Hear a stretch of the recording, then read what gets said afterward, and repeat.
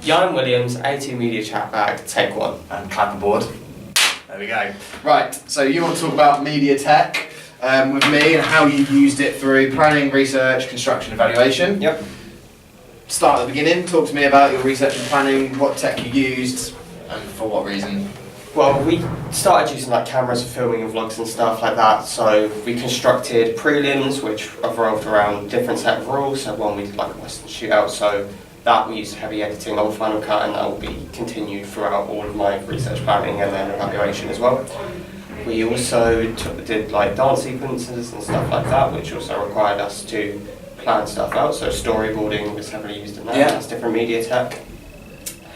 We then used linos and prezzies out for our research to try and like diversify what we're doing and then display it in a different way so we didn't get bored.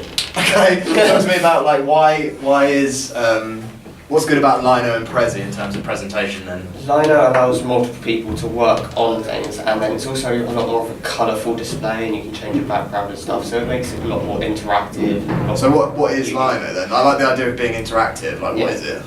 It's basically a pin-up board, so you can just put like sticky notes up on this board and then add text, and it'll just basically like be a wall for you. Sort of like that? Yeah, you just sort of stick whatever you want up there. That's cool. And then prezzi? It's again an interactive presentation, so it moves along with you and what you say, and so it's very customizable and allows us to edit things very well. Cool. In terms of your prelims, what camera did you use? The Nikon D3400. Cool. And how did you find that? Did you use that for your final piece as well? Yes. So how did you find that camera to work with? Very easy to use, wasn't difficult. It's 3 buttons and you're set up to go and you just have to focus it. Cool. And what's the, so like why didn't you use, we're using a Mini. Yep. What made you choose the Nikon over the Mini? The higher quality and just ease of use. Okay. Minis are better for like filming yourself, so in vlogs and stuff I used minis instead because it's just one-on-one. Why are they easier to film yourself? You can rotate the screen around so you can see what you're doing while you're on screen. Cool. But with final pieces and different prelims and stuff, the higher quality was better. Excellent. Weebly. Talk to me about Weebly. Weebly is our online blog that allows us to put all our coursework off and then have it sent off to being moderated in a very easy format, and we don't have to worry about paper and things getting lost. Okay, now how did you find it as a piece of software to use and interact with? It's fine. Some things are a little iffy when you try and like move something and everything just goes in a different place, and so formatting can be annoying, but once you get used to it, it's no problem at all. What was the most, the tool on Weebly that you used the most or found the most convenient and the most like useful? Borders and putting in YouTube videos, just because we do so many practical works that otherwise it'd just be a list of hyperlinks. Yeah. So it just makes it look nicer as well. Cool. So how else were you getting feedback on your work from people that watched it? You talked about Lino. Yeah, Lino, and then we did a survey monkey to express like what these criteria, like what they wanted from it. So anything we did, like how do you feel about this bit, or what do you think the mids could be improved and stuff like that, and different ways of constructing it and getting them to respond to what we're saying. Cool. What about things that you did with your research, just quickly back to research planning, it's just a problem to me, things like mini-me's and screeners and stuff like that. Do you want to talk me through what they are and how you use them? So mini-me is literally just playing the video and then putting myself in the corner smaller. It's literally just a vlog on the side with the main video.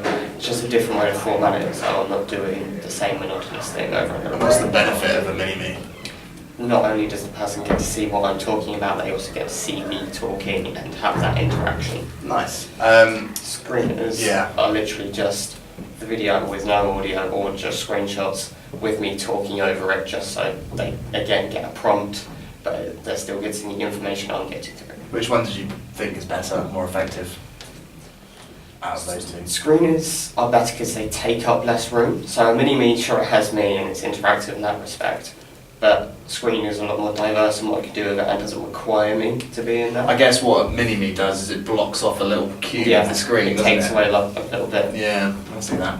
Cool. Anything else you want to talk about? What about ancillaries? Ancillaries, I did image editing to make my posters and a digipack. So stuff like that, I use GIMP. It's just a free software image editor, which just allows me to change what I'm working on. And what was the main tools you used in GIMP? So it was mostly like the paintbrushes, but more like with less opacity, and then actually like importing other images and rotating them and like shifting them and scaling them, so stuff like that. Cool.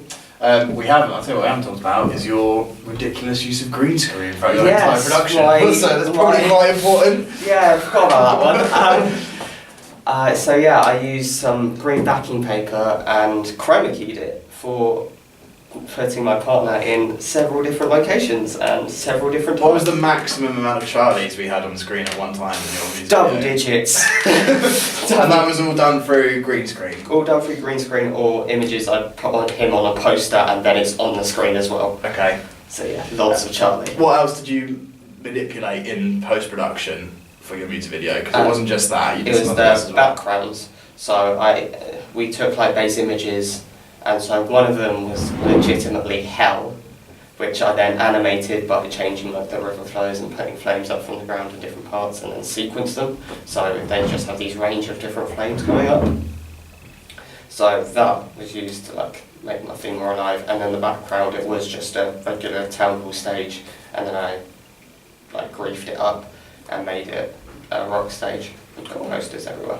Excellent, and that was all done through GIMP. Awesome. Oh, I also put fog on my thing.